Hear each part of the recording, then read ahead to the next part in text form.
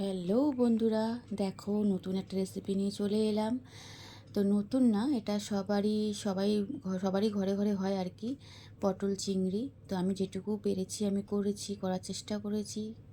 আর এটা অনেক দিন ধরেই আমাদের খাবার ইচ্ছা ছিল, পটল চিংড়ি। আর পটল থাকলেই দেখবে একটা চিংড়ি মাছ দিয়ে আলু দিয়ে মনে হয় যে ভালোভাবে কষিয়ে টষিয়ে রান্না করি, বিয়েবাড়ির মতন রান্না করি মনে হয়। কিন্তু সত্যি কথা বলতে বিয়েবাড়ির মতন তো আমরা পারি না, তাও চেষ্টা করি করতে।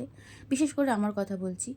তো যাই হোক, যা যা দেওয়ার মানে পটল চিংড়িতে যা যা দেওয়ার কথা সবই দিয়েছি।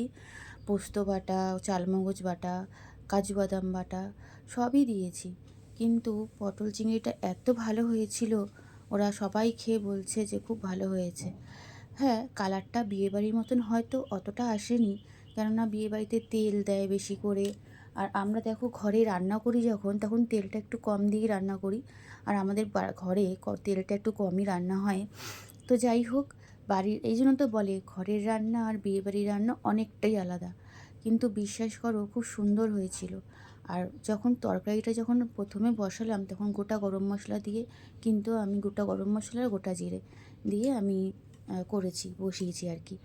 দেখো কীরকম হয়েছে, কালারটা দেখতে খুব সুন্দর লাগছে, তাই না?